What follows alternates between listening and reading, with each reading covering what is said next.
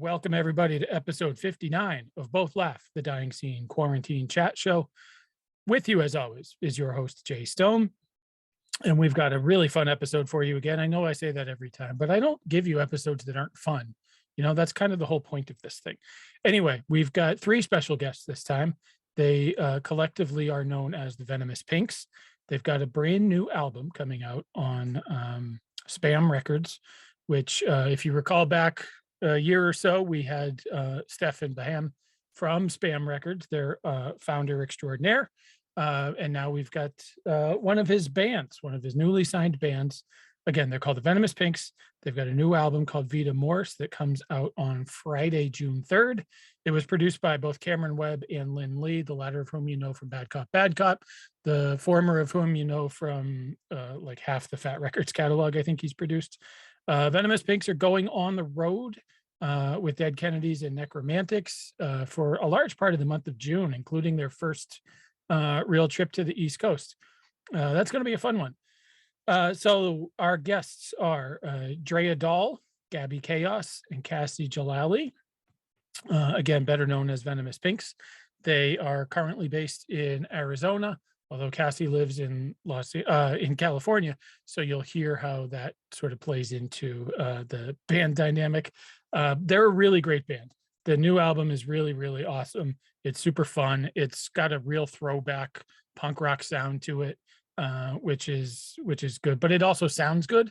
It doesn't sound like it was recorded in a boombox in somebody's garage on a cassette tape in the early 80s. So it sounds like a good sounding throwback record. It's really fun. Anyway, yeah, this is a good one. Check it out. Episode 59. Both Laugh, Dying Scene Quarantine Chat Show. Venomous Pinks, right after the intro.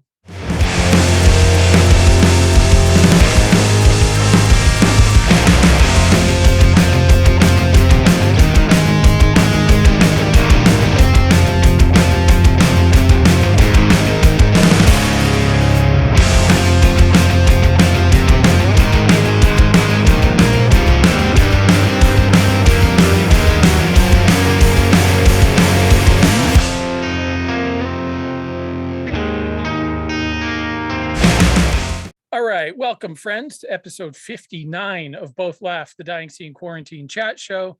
We've got not one, not two, but three esteemed guests joining us this time. Their names are Cassie, Drea, and Gaby individually, but collectively they are the Voltron that is the Venomous Pinks. They've got a brand new album coming out on June 3rd on SBAM Records that we're going to talk all about. Venomous Pinks, thanks for coming on Both Laugh. This is pretty awesome. Woo! Thank you. I think it's either the third or fourth time that we've had a full band do this. So this is pretty awesome. And one of the bands was only two people, so that doesn't really count. Yeah, well, thanks for having us. Yeah, and this will probably, for people that end up listening, this will probably be the first official episode of this show since the new Dying Scene website officially launches. We have, for those that don't know, the website crapped out like 2.5 years ago, and it has been just an ongoing shitstorm in rebuilding it, but it is like almost officially rebuilt. And so this may be the very first real thing that happens on the new website, is that we'll post this. So that's pretty awesome. Yay, that's cool. The way that so this show kind of got its origin at the beginning of COVID because there were no shows to take pictures at, and I like to pretend I'm a photographer. Plus the website was down, so I couldn't really do interviews. So then I said, oh, I'm a middle-aged white guy with a beard. I should do a podcast. Now we all have them. But really my goal was to talk to people who had to, people in your situation really, who had to put plans on hold, who were either in the midst of tours or staring down the barrel of long tours and sort of had to shift on the fly. And it's weird to think that more than 2 years afterwards, we're still going through a lot of those same issues. But what would, if you could rewind the tape a couple of years, what would 2020 have looked like if the world didn't go to shit and close down? Well, so 2020 March, we had just came off that Bernie Sanders show and the rally, the show. Yeah, that was the the rally. last thing you guys did, right? Like the last thing was the Bernie Sanders rally, which is a Yep. pretty awesome last thing. Like if it had to stop there, that's a pretty cool bullet on the resume. Yeah, that was, oh, I mean, that's one way to go out, just like every news media and meeting Bernie Right. Sanders. And that How was did that like come what, about? yeah, that came about from, you know how you get those text messages from just randomly from like like their campaigns or whatever. And they're like, hey, Yeah. will you vote for so and so? Well, I got one day for Bernie Sanders, and it was like, can Bernie count on you to vote for him? And so I am like the sarcastic smart ass in the band. And so I texted them back and I was like, "Well, I don't know, does Bernie support the Venomous Pinks?" And I kid you not, I got a text back maybe like 10 minutes later, and they were like, actually, did you know Senator Sanders, he opened like a youth center and Fugazi played at it. So we're pretty sure Senator Sanders would support feminist punk rock. And I was like, what the fuck? And I was like, okay, that's cool. And maybe a couple weeks went by and we got an email from their campaign manager from Phoenix. And they were like, hey, Bernie's coming. Do you guys want to play the rally? And I had no idea what that meant. I just thought it was going to be like a little small get together for like his supporters, and like, oh, they need like a little band to play a couple songs, Like a little like, acoustic thing. Or, exactly. Yeah. No, Bernie was going to be speaking at this, and it was at a huge Coliseum in Phoenix, and we had no idea. So that was probably the craziest 48 hours in a while, because Cassie lives in LA. And so the challenge was, well, fuck, like, how do we what do we do? Cassie, you got to come, like, and you didn't even know it too, Cassie. You were like, if it's just an acoustic thing, like, I'm not coming. Yeah. That's a long way to go. Yeah, no, we were like, no, like, he's talking. So like, you got to come. They want the whole band to play. Yeah. And so based on, long story short, based on just a text message, being a smartass is how we got to open the show for him. Guess I should be more careful when I respond like a smartass to those. I just thought it was. You might be playing to like 7,000 people. That's wild. Yeah. Was that the biggest show in Venomous Pinks history? I mean, I'm sure there might be festivals, but. Yeah, I think up until that, with this lineup at least, up until that point, that was probably the most people I've ever played to since I've been playing music. So does Bernie come out and like watch, or like stand backstage and like what's his level of interaction with the band? He gave us a shout out, so that's all right. we met him. Like, we got to take pictures with him. Like, he was so nice and like super cool. He was like, he was backstage somewhere while we were playing. That's awesome. And that's not long really before everything closed down, right? Like a week or so. Yeah, it was like right before. I think the next week was like, my work at least at that time was like, oh, we're all going home. It was literally a week after. So was there any real, because I can't remember from that long ago, was there any real sign that things are getting weird or dicey out there, or at that point, at the time of the rally? I don't think so. I just remember like at that time seeing these weird videos on Facebook, like of footage from China, and like, but I didn't really comprehend what that meant, and it wasn't until after that show, same with me, work was like, okay, well, you're working from home now, and we'll be back soon, and here I am like 2 years later, still working from home. So that's why. So my wife and my daughter put the Ivy up behind us, because it's like between having a middle school kid and me working full time and my wife working full time, like we need so many designated spots in the house. So it looks festive now. But so what would the rest of the year look like? How booked were you guys for 2020 and 2021? And like how far out did you have stuff booked at that point? Yeah, so we were going to go to Canada and Brack Rock in Europe, which was like August time, Rebellion Fest. and we were in the middle of trying to figure out adding some dates to that Europe run. And even yeah. Mexico too. We were even talking about Mexico. We were supposed to go out there. Yeah, that's right. It was gonna be a crazy year. But well, and it was, but it was, yeah, it was. very different reasons. Ugh. So at what point did you decide to pivot? Like, were you one of the bands that sort of held on and said, well, you know, by June we'll be okay, or by September we'll be okay? Because, you know, a lot of those sort of first dates tended to get moved from spring to summer, and then summer to fall, and then fall to the next spring. And so, like, at what point did you say, okay, we're just not going to do that stuff and let's work on a new record, let's say?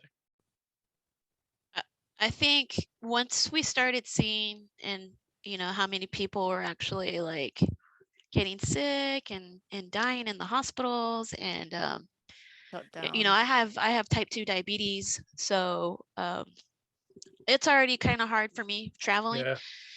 And so at that time, you know, vaccinations weren't like really rolled out yet, so we decided like we were just gonna take the time to write new music and just chill out on shows until we all like felt comfortable. And of course, like the safety of our fans is important to us. And yeah, so we just decided to just focus more on writing, and it worked out for our benefit because we actually had time to figure out songs that, you know, because Cassie had been in the band at that point for a year, and since she joined, we were just kind of like go, playing shows here in Phoenix, out in LA and San Diego, and basically anywhere we could. And so I think like a lot of bands can relate. We just were forced to like stay home and actually deal with, you know, everything at home, and it sucks, but it we came out with some of like probably the best songs we've written together. And yeah. Did you write together like did you wait till you were in the same room together to write and work on ideas, or did you like do this basically? Did you do Zoom writing sessions since you're so sort of spread out, and we're all just staying home for a while? We would travel back and forth when it was safe. Yeah. But mainly Cassie would come out here because it was just easier because there's a place we practice out here. And we pretty much wrote a lot of the new material at the studio together because we work better all together just writing with each other. So, but yeah, we would send ideas, but it wasn't until we got together in person.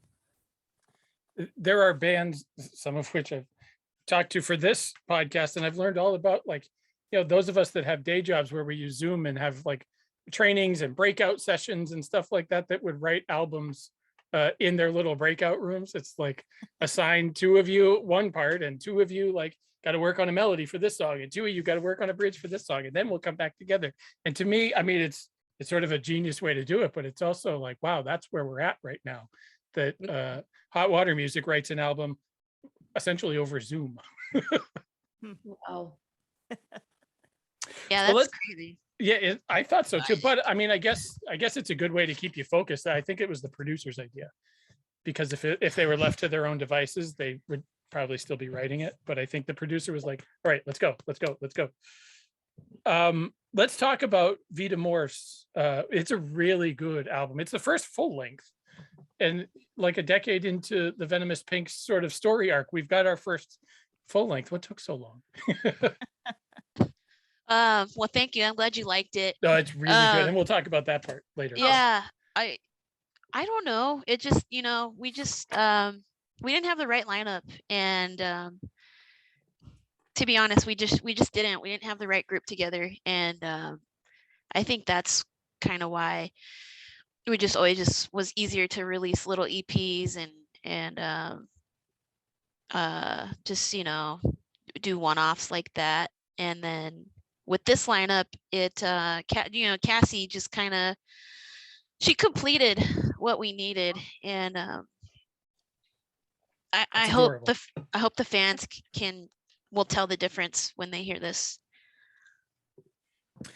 Yeah, I think that really from the first, the thing that I first noticed about it, I mean, the album sounds great, but I think you can't go wrong really working with Lynn or with Cameron Webb. But I think like it just sort of hits, like Mercy is the first song on the album, and I know most people haven't heard it yet, but it just like, it sort of punches you in the face right from the beginning. And then I feel like the album doesn't really let up from there. It's like, not to say that you leveled up because that's cheesy, but you kind of leveled up. Like in terms of the ferocious sound, and in terms of like I think the subject matter, like you found a different level on this one. Sure. She said yay. That's always good to hear. Yeah. And yeah, don't get me wrong, love Pizza Slice. It's at this point, it's a classic. Our fans at home, they freaking love it. But working with somebody like Lynn and with like Cameron and Lynn, just being like, you got to push yourself harder than what your lyrics are, and I know you can do better. And especially with Cameron too, they really pushed us to, like you said, level up and just push yourself more, because they believed in us. And I don't know, it's just, that's kind of cheesy, but like, yeah, fans are, our fans that know us from the beginning are going to be able to tell that there's just this maturity to the album, and it's awesome. How does that land when somebody like Lynn says, look, you got to dig deeper because I know you can do it? Is that like a 100% positive thing, or is that like is that an anxiety provoking thing? Like, well, because Lynn's known for writing some pretty profound and serious and righteous songs in her own right. So to have somebody like that be like, you got to work a little harder. Is that good, or is that anxiety provoking, or both? Both. That's fair. I think for me personally, it just brings you to reality, like even with Cameron, even pre-production was like, you guys can do better. Like, yeah, some of these songs are not finished, but you can keep going, and we did. So it's, you just have to look at yourself a little deeper, and we came up with this album. So it's like, oh shit, we can dig deeper. Yeah. I mean, it would not have been what it was without them pushing us like that.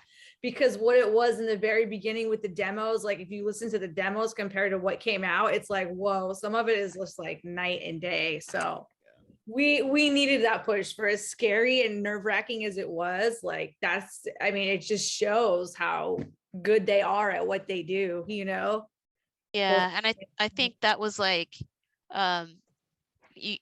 just letting go of the reins and trusting that Lynn and Cameron know what the fuck they're doing, and they're not saying these things to like be jerks or anything like that. Like, they just want you to do better. But that definitely like increased my anxiety, and I questioned life every day, and I was like, why are we doing this? I suck. We should just go home. I almost quit. Oh no. Oh yeah. Yeah, like, no, for real. Like, I almost quit the second week we were there, and like I totally had a meltdown, cried and stuff. But like, because they were pushing you, or pushing you in ways that just maybe everything. Like, you're under the microscope when you're with Cameron. So like, you start to doubt yourself, and like Drea said, like, what am I doing here? And is this even what I should be doing? So yeah, and they're not, in no way are they like mean or anything like that. It's just you get self-conscious, like you think like Drea was saying, like, oh, I suck, I'm not good at, like, what am I doing here, but yeah, but in reality, like, you have, like, the other thing we remember too is like, okay, like, they see something in us, otherwise they wouldn't be wasting their time. And so that kind of just like brought you back in and was like, all right, we can do this, we're together, we got this, and we came out with this amazing album. How did you guys hook up? How did you get Lynn and Cameron on board? So again, I am a firm believer, just if you don't ask, you won't know. And so that's how, like, we've gotten a lot of the shows that we have and tours and everything. I just ask, because the worst thing they can do is say no. Like, I'll tell you no, but I'll keep you in mind. I'm like, okay, cool. Well, at least I asked. So Gaby and I run we ran a podcast pre-COVID with one of our good friends called Sound Sisters podcast. Mhm. And Lynn was a guest on it. And I sporadically said on the podcast, hey, you know, maybe you'll produce a Venomous Pinks album one day. And she was like, yeah, I could totally do that. And so that kind of just how the conversation started with her. It was like, hey, dude, like, so it's, you know, we're writing, and would you want to like help produce this? And she was like, yeah, I'd love to do it. Yeah, she's such a force, I think, creatively anyway, that I could see where having her involved, like, she's not just going to say yes to whatever project comes along, but she's also like, but once she gets in, I feel like she's going to like dig her teeth into the project, and it'll come out the best that it could. Yeah, definitely. Shout out to Lynn. And I had to miss the Bad Cop tour. I think one of the last shows they played, I live in the Boston area, and I think it was one of the first and last shows that they played on the Homeless Gospel Choir tour, because COVID is everywhere. And I was like, I don't feel right going out to shows necessarily, because we have all these other events, like the stuff I was talking about with my daughter's events. I was like, I don't want to be the reason that like me going to a show, bringing COVID home, then she can't go to DC or whatever. So, but the good news is that when you all are here in Boston, my kid will already be in DC. So we'll get to come say hi in a couple weeks. Oh, Sweet. Yeah, I'm excited about that. I haven't been to a good old fashioned punk rock show in quite a while. And it'll be at the same place too. And we'll talk about how that tour came about. But about the album specifically, like you sort of referenced yourself, Drea, that maybe some of the subject matter is a little more, you know, pizza slice isn't on this album. Let's put it that way, right? Which again is fine, but I think that there does come a point where songwriting becomes a little more seriously. When did you sort of realize like what direction the album was going to take, and ultimately the reason you sort of named it Vita Mors? Like, when did you realize that this batch of songs was going to be about something sort of darker and deeper? Yeah, I think it was just, you know, the whole pandemic, the panini, and going through what we did. Like, you know, we lost a lot of loved ones. Cassie lost a cousin, and From COVID? no. no, Which is during the yeah, Yeah. and It's just so much happened, you know, and it just, it couldn't help but shape the album, you know, just yeah. the whole, everyone's world just changed, you Right. know. Yeah. But then I feel like that also makes for like, you have to make sure you're saying the right thing and putting the right sort of spin on all of that. Not spin, that's maybe the wrong word to use, but like actually doing justice to the weight of the last couple of years and all the losses we've all had and all the changes we've all sort of like, I can see where that might be sort of difficult to sort of figure out exactly what you're saying about all that. yeah, I think what came down to it is like the three of us, we're humans, we're vulnerable. We've gone through a lot in the last 2 years, and here's us being vulnerable with you and the world, and hopefully we did ourselves justice with it. I think also like working, you know, just going in there with Cameron and him kind of guiding what he wanted to see with lyrics and stuff like that, because when we went in on week one, none of the lyrics were really done. It was just more of like getting the drums down and finding that structure of the song. And I work better when I'm like have to turn it in like the next day. Yeah. I just, when I'm pressured like that, I can just turn it out. And I don't, you know, me and Gaby collaborated on the lyrics too, and we just, you know, have that dynamic together. And there's an array of songs. You know, there is, you know, social justice on there, and heartbreak, and you know, breakup. But we're humans, and we're chicks, and you know, that's just a part of what we went through. So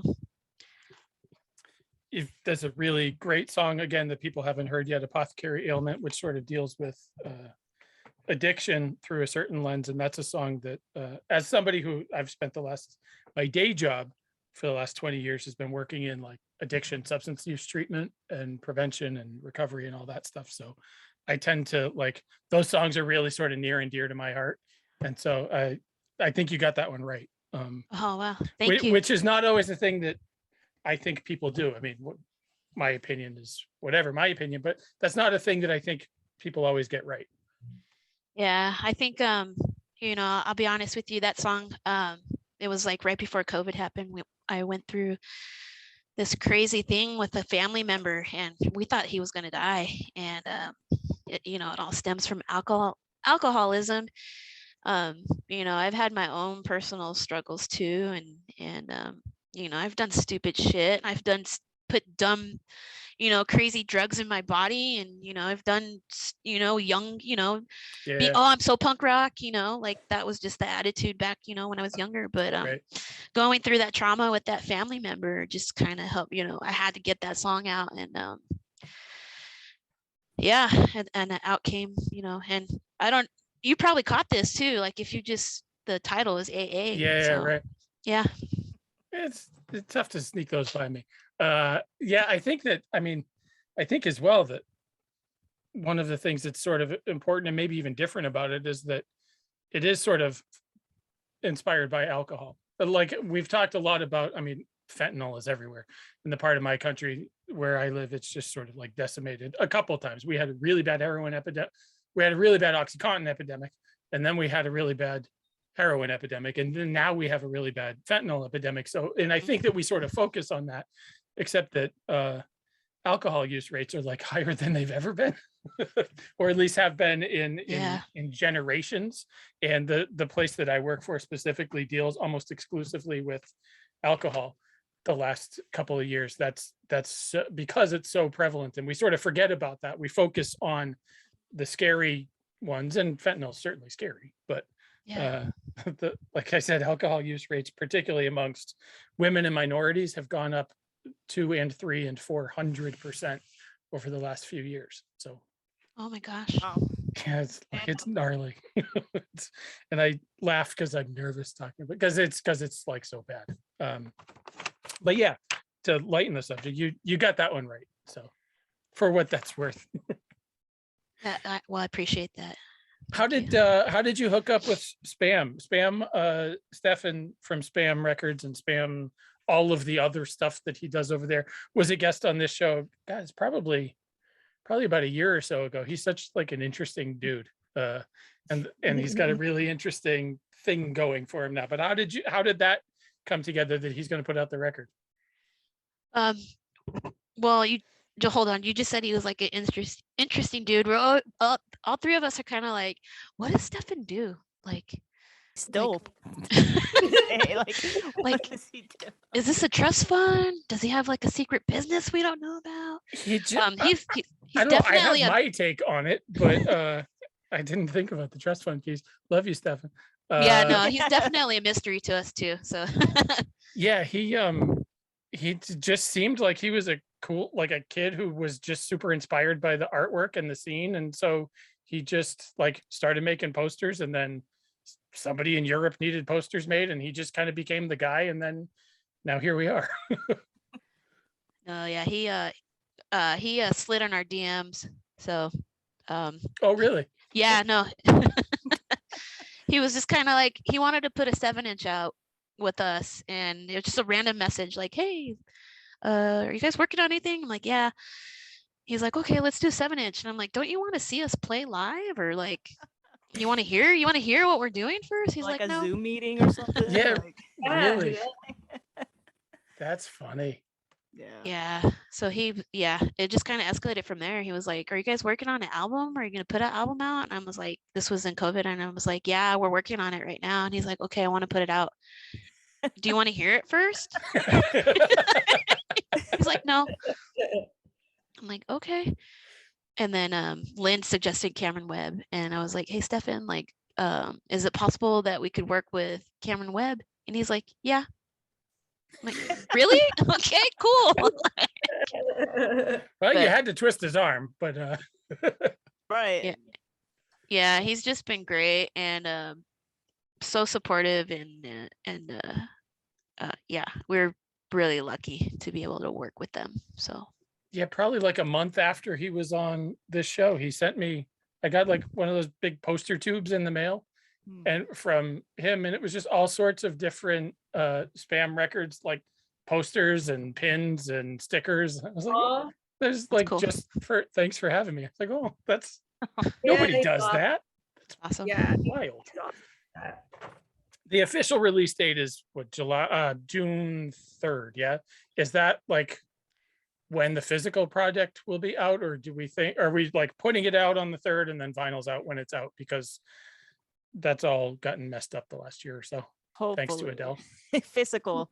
I know the record plant is working on it now, so there's a really high chance that we will have them by June. But Wow. Yeah. yeah, but at least digitally it'll be everywhere. And When did you actually finish recording? Like when was it done, mixed, mastered, all that? We finished the second week in the beginning of December, Yeah. and then Cameron had it mixed in January, and then Andrew Accolade had it mixed by February. So That's pretty quick turnaround nowadays. yeah. Like really quick turnaround Yeah. nowadays. Like a lot of people are saying, oh, it's been 11 months. Like we've written entire new albums since then. Yeah, no, those guys were fast. So Are they working with somebody over there to press it? it's a Stefan mystery. Yeah. Do you know Gaby? I have no idea. I don't know who is pressing it, but I know he he told me they're in production now, so I don't know. Don't know where they're coming, if they're coming to the US or if they're going to Austria. Mhm. He will just tell me a tracking number or this is what's happening. So It's got to be pretty exciting to have like your first full length sort of done and knowing that it's like theoretically on the way to you, or at least on the way to some country, to parts unknown, but to know that it's like almost there. Is it still, do you have that thing about having a physical copy of it that makes it seem different or maybe more real, or whatever the right word is, than knowing that everybody can listen to it on Bandcamp or whatever? I think so. I think that's like one of the coolest parts about being in a band is actually seeing your hard work in front of you and going through the, the liner notes and knowing all your fans that are gonna read it. And that's one of the best parts about buying records is just looking at the artwork. And yeah, it makes it like it solidifies it. Because I've been listening to it for months on my phone, but until I get on my actual record player, like I'll be like, yes, we did it, and now we got to do it again. So What's the feedback been? I know there's a couple of videos that have been out so far, and what's the feedback been? Or do you tune that stuff out until it's like out? I've seen good. positive feedback. Yeah, I mean, haven't seen I've any- seen good things, but I Yeah. never know what people focus on. But there was one. There Yeah. was one. Hey. Another punk news. Well, I didn't mean to say it, but I said it. They had a podcast episode, and I listened to it, and I was like, "Damn!" And then you're like questioning yourself. You're like, "Well, what the fuck am I doing then?" What do they call us? That song Easy. AA. It was too slick. It's too slick. Yeah, Slick. too slick. We're like, what? We worked with Cameron. Like, yeah, it's gonna be a little slick. It was like one of them was like, oh, it's a little cheesy. Like I really wanted to like it, and I'm like, do they not hear like what you're talking about? Like, do they not know what and they're like, I don't know, it's a little cheesy. Like, I'm like, what? It's like coming from the heart. Like, what? I wanted to like it as such. I will say that like I did, I don't know, dozens of reviews when I first started with Dying Scene like 10 or 12 years ago. And I stopped just because I ran out of like adjectives for drum sounds and shit. Like I just kind of like my brain kind of melted. It's like it's punk rock. But just say I wanted to like it is such like a backhanded compliment. Like And then we have that, and then we have one of our friends, me and Drea, so they said it's the Venomous Pinks record is going to be the most anticipated of 2022, and it's like, oh, that's cool. Yeah. Like, huh. Yeah, that sounds more accurate.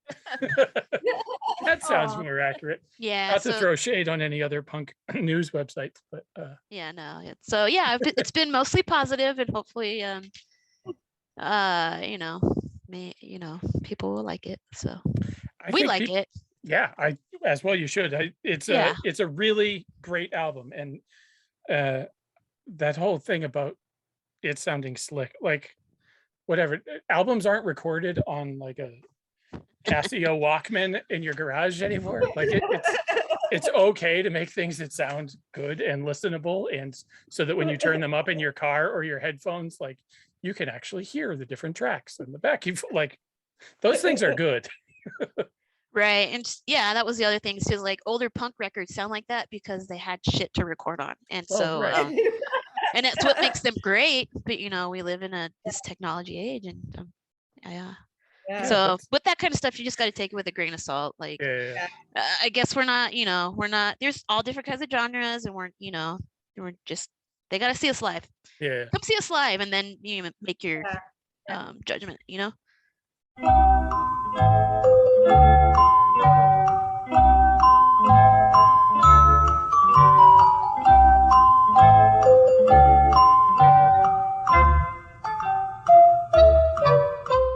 Anyway, round 2 of Both Laugh, episode 59. One of the things I wanted to talk about. So I think I was sort of blessed to grow up in an area of the country where we had a punk rock scene, a hardcore scene in the sort of greater Boston area. And so I'm always sort of fascinated by scenes that exist in other parts of the country, particularly parts that you don't necessarily, that the wider audience doesn't necessarily equate with having like a scene. So obviously we know the Northeast, LA, a little bit Seattle, maybe even Richmond if you're into like the Avail scene. But what is Arizona? So I know like Authority Zero obviously comes from Arizona, and I know that Jimmy Eat World comes from Mesa, I guess it is. But what was the scene in Arizona for punk rock bands, for hardcore bands, and all that? I'm sort of fascinated by scenes other places, especially when they're very different than mine. I feel like the Arizona punk scene has always had this just community, like, community aspect to it, where everybody really does know everybody here. And we've always had our support here, and there's been a lot of great bands over the years. Gosh, Where Eagles Dare was a really good hardcore band. Fat Skins, Mob 40s. Gosh, just those are just some names. Or Northside Kings are out here. Danny Northside punching out Danzig. Oh, right. Yeah. I don't know why I just saw that video again the other day. It's one of those things that's sort of like, it's evergreen. It just pops up every now and then. I don't know why I saw that. Yeah, no, we've got a pretty good scene out here. Some of the old schoolers live out here too, like Roger from Agnostic Front. Oh, okay. And that's kind of how we hooked up with him too, is because he's living out here in Scottsdale, and it was just kind of like introduced to him by like people around him, and again I was just like, hey Roger, you want to do some lyrics? You want to do some vocals on one of our songs? And he said yeah. So that's kind of how that happened. But that's pretty awesome. I think overall, like, there's a big sense of community out here, and everybody knows everybody, and it's big. It's big, but it's small, like a small world here. Yeah. How diverse is the scene out there? So I did say I'm sort of blessed to come from a scene that existed at least, but the scene here has been overwhelmingly like guys like me, cis hetero, like white dudes of a certain age, and that's what the scene was for a long time. But is the scene more diverse than that, I would assume, in other places, or do you still feel like it's sort of siloed? No, I think being in Arizona, we've got people of color here and different, a lot of Chicano punks and yeah, we're a big melting pot in Arizona. It's awesome. Lots of different types of people here. Which makes, I would think, for a much more diverse and probably vibrant scene. So as much as we like to give ourselves credit in the Northeast, our scene is kind of like, our scene looks a certain way. Let's call it what it is. Yeah, no, I think Arizona is notorious for people moving here from other parts of the country. And so that's definitely reflected in who goes to shows out here. And yeah, we've just got all different kinds of people here. It's pretty cool. Yeah, you'll see like rockabilly and skinheads and just punk rockers and hipster kids like all over the place, like in a show. So it's nothing new to us. That's just how the scene is out here. Yeah. I feel like, so I grew up in New Hampshire, which our scene technically was like 6 people, right? But so we all went to like all the same shows, and so you would get like the rockabilly kid, like instead of having scenes, it was like there was the kid who wore like combed his hair back like a pompadour. There was the couple kids that wore bomber jackets. There was like the one kid with the Liberty spikes, but like that was the scene. So you all went to all the same shows. So it wasn't like there were individual scenes in that area. It was like, if it said punk, you probably went to it because you sort of fit in one of those things. But there was only like, if you went to a show in New Hampshire, it was only like 6 or 10 people. Like it was all the same. It was all the same people. So none of those really existed as like bigger scenes. It was just like I said, the one rockabilly guy, which is funny to be in high school with a rockabilly kid. And if you're a punk, you sort of get it. And everybody else looks like, why is he dressed like James Dean? Or right. like what's with the bomber jacket and the Doc Martens? And then people think a certain type of way. And so, Cassie, you are in California, yeah? Yeah. Is that where you kind of got into the scene? And yeah, I grew up, born and raised in the San Francisco Bay Area. So I grew up going to shows in San Francisco, East Bay, Oakland, Berkeley, the whole 924 Gilman. Yeah. That like the Mecca for some of us of a certain age. Yeah. That was my upbringing.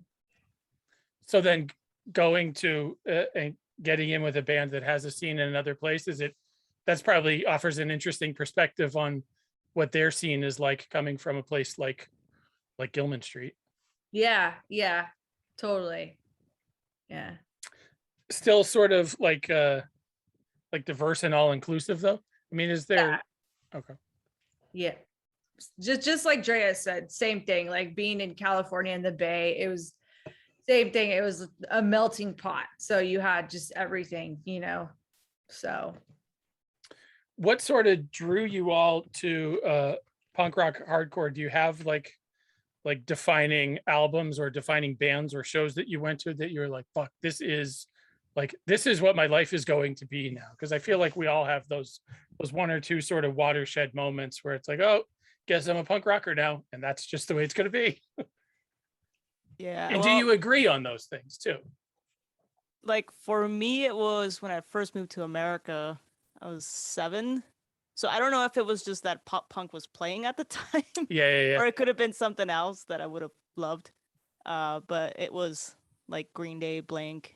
You got here at the exact right time. Yeah. So to me, that was it coming from Mexico. Like that just blew my mind. And that's kind of how I learned how to speak English too, just listening to the records and reading the lyrics and seeing what the hell they were saying. But since then, it was over. Did any of that make its way to Mexico? I mean, I know you were little when you came up, but was there did that stuff trickle down? Not really, because when I was a punk kid, every time I would go down there, they'd call me emo and like that we were not looked well upon. Yeah. They thought we were the devil and I was gonna burn in hell. And I had green hair too, so like that helps really drive the point home. Yeah, so it wasn't. I think now looking back, like just trying to find bands from down there, I think there's a bigger scene there and it's more acceptable from what I see, but I have no idea. I haven't been down there in a couple of years, so but I hear shows go off down there, so Yeah. I've heard things. I've heard Mexico City is like they know how to party. Yeah, They they know how go to put on a show. I, Yeah. I used to go with my old band because I played for Union 13. Sure. Yep. Shout out to So Union all- 13. Yeah, all our songs are in Spanish. We go to Mexico all the time, and it was just crazy. Like we played this huge like warehouse, and people were just pushing their way inside. There was like over 500 kids in there, and they're like the stage looked like it was gonna just break. Like it was just insane. Like just bodies just flying everywhere. Like it goes off out there. Yeah. Yeah. Yeah. I've heard stories about crowds in Mexico, crowds in South America that you don't necessarily expect. Brazil is a place that seems like I don't really know how they get introduced to all the music that they do and when, but the crowds in Brazil are like 3 and 8 and 10 times what they are here. And it's just like singing along to bass solos and they're just crazy. And I wish that existed up here. That's sort of Same. like passion and intensity, and it must be really sort of amazing to be on that side of the stage and watch it and know that those kids are there for you. And how about for you, Drea? Yeah, let's see. So, gosh, my first introduction to punk rock was watching Time Bomb on MTV as a little kid and being like, what the hell? What is this? and Green Day too at the time of MTV. But I really didn't get into it until I was in high school, and my brother was the one that introduced me to it. He used to play like Misfits and stuff like that, so that was kind of like my first exposure to punk. And then it wasn't until I saw the Donnas in concert where I was fuck, like Donna R is fucking amazing at guitar. I want to do that.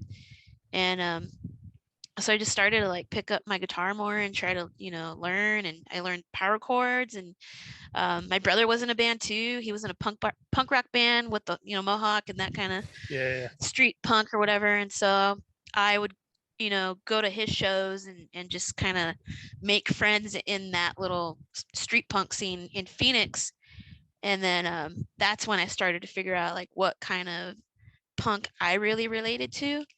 And I feel like from my the Gaby and Cass, I like the older, harder stuff where they like like Blink and Alkaline and that kind of stuff. So we definitely differ in our punk rock taste. So it's trying to figure out together, making that balance, and just make songwriting interesting. So I feel like I'm the one that wants to like fucking just scream my head off in every song. But then Gaby pulls it back and is like, nah, dude, like let's like kind of be a little melodic about this. And I'm like, okay.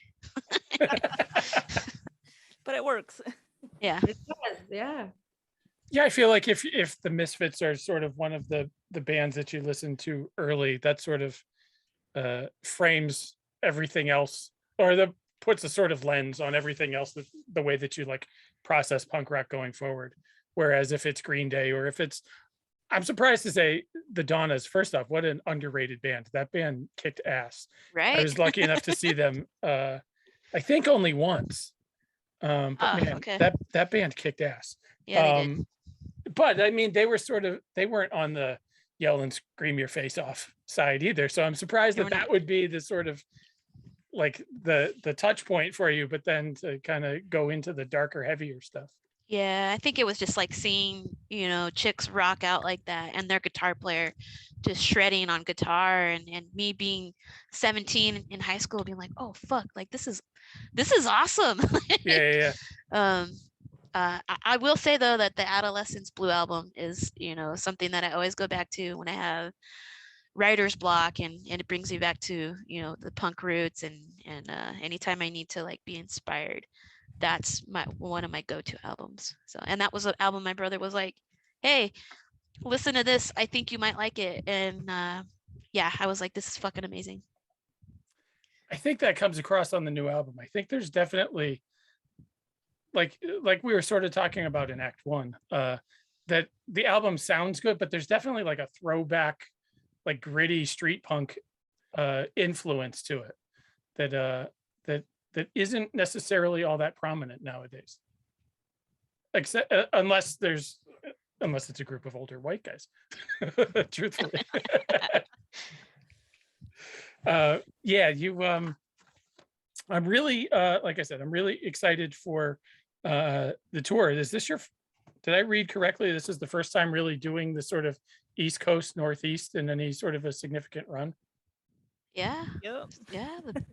The Venomous Pinks go east. Yeah. You know, we've always just done. Actually, we remember we had an East Coast run booked right before COVID. Oh, okay. It was only like a week, so it was just like I can't even remember. There's like I think like 5 shows, but like we had our plane tickets booked for that too. Oh, wow. We were supposed to fly into Baltimore, I think. Yeah, I think so. Yeah, and that was like for sure set. Shows were all booked, everything, and then COVID happened.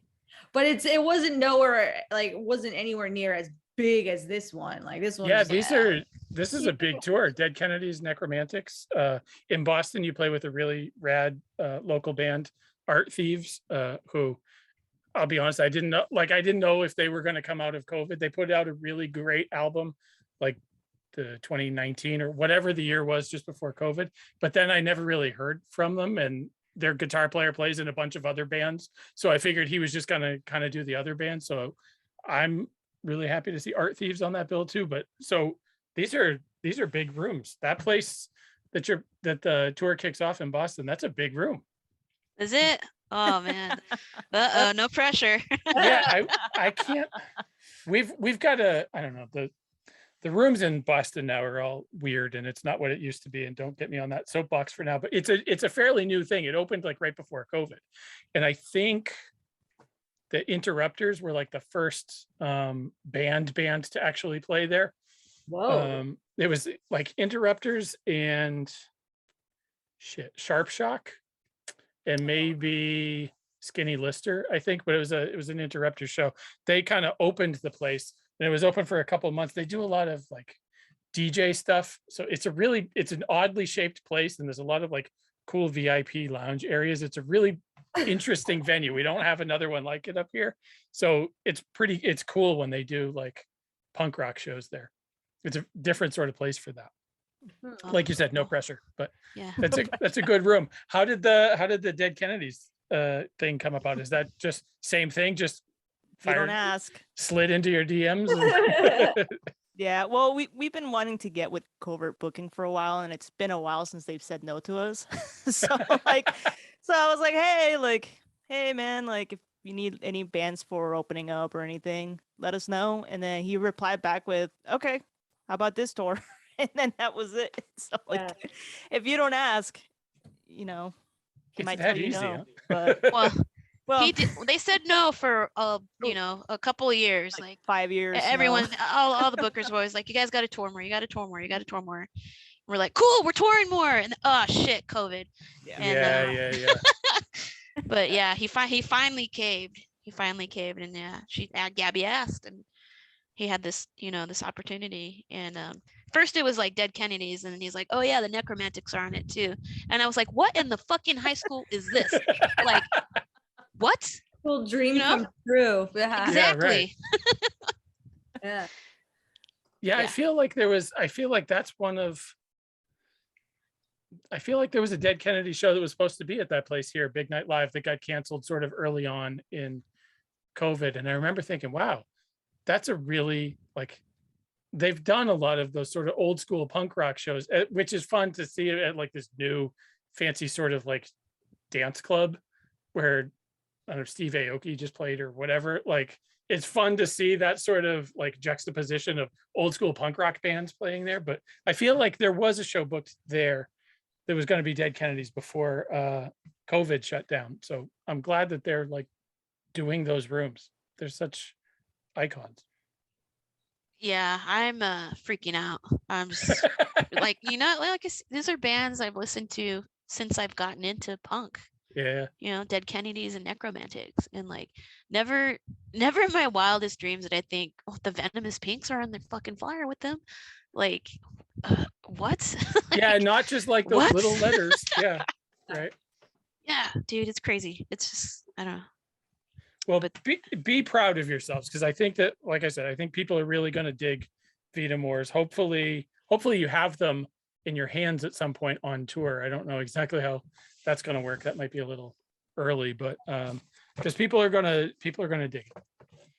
Thanks. Yeah, we're hoping that we have actual vinyl copies for starting at the Boston date. So fingers crossed. Like, that's that's only a couple days, I think, after the album comes out, right? 4 or 5 Yeah. days after. Yeah. It's going to be a good one. I'm excited. Thanks for coming on and doing this. I won't take up too much of your evening. This has been a lot of fun.